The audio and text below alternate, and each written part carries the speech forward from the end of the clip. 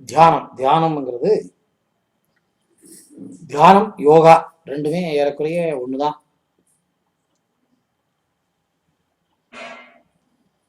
நமக்கு 5 உடல்கள் இருக்கு.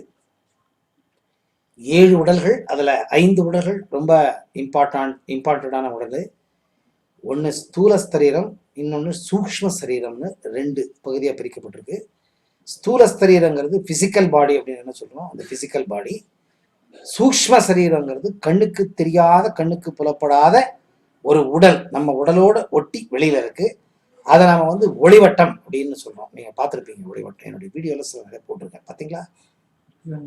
ஒளிவட்ட வீடியோ பார்க்கவே இல்லையா? நான் காமிக்கிற அப்புறமா நிறைய லோட் பண்ணியிருக்கேன். என்னுடைய ஒளிவட்டம் வீடியோஸ் நிறைய இருக்கு. அந்த ஒளிவட்டம் வெளியில அது சாதாரண கண்ணுக்கு தெரியாது. இதை தியானம் பண்ணி பண்ணி பண்ணி பண்ணி பண்ணி உங்களுக்கு இந்த 3வது கண்ணு ஓப்பனாக இருந்ததுன்னா அது தெரிய வரும், அதெல்லாம் தெரியாது. அது எல்லாருக்குமே இருக்கு. செடி கொடிகள், மரம், விலங்குகள் எல்லாத்துக்குமே இருக்கு. உயிருள்ள வஸ்துக்கள் எது எது இருக்கு எல்லாத்துக்குமே அந்த ஒளிவட்டம் இருக்கு. அந்த ஒளிவட்டம் ஆத்மா அப்படின்னு நம்ம சொல்றோம். ஆத்மா உடல் இருக்கிற வரைக்கும் தான் இந்த ஒளிவட்டம் தெரியும். ஆத்மா போயிடுச்சுன்னா இல்லை. ஸோ உடல்னு ஒன்று இருக்கு, ஆத்மா அப்படின்னு ஒன்று இருக்கு, மனசுன்னு ஒன்று இருக்கு. ஆமாவா? இந்த உடலுக்குள்ள மனது இருக்கு, ஆத்மா இருக்கு. மனது எங்க இருக்கு? எங்க இருக்கு? கண் எங்க இருக்கு?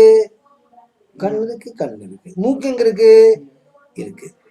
மனசு எங்க இருக்கு?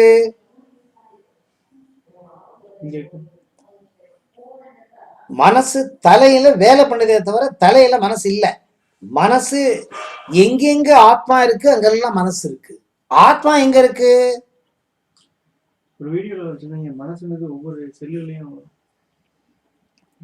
உயிருள்ள செல்கள் எங்கெங்க இருக்கு அங்க ஆத்மா இருக்கு. உயிருள்ள செல்கள் எங்கெங்க இருக்கு, ஆத்மா எங்க இருக்கு, அங்கெல்லாம் மனசு இருக்கு.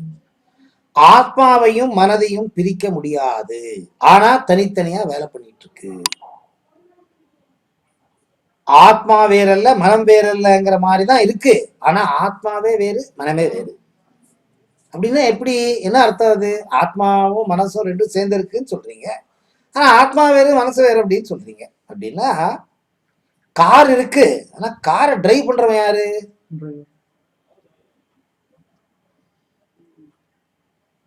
ஆத்மாவனுடைய சலனத்தை, ஆத்மாவனுடைய ஆசையை செயல்பாடாக மாற்றக்கூடியது மனது. ஆத்மாவின் எண்ணங்கள், ஆத்மாவின்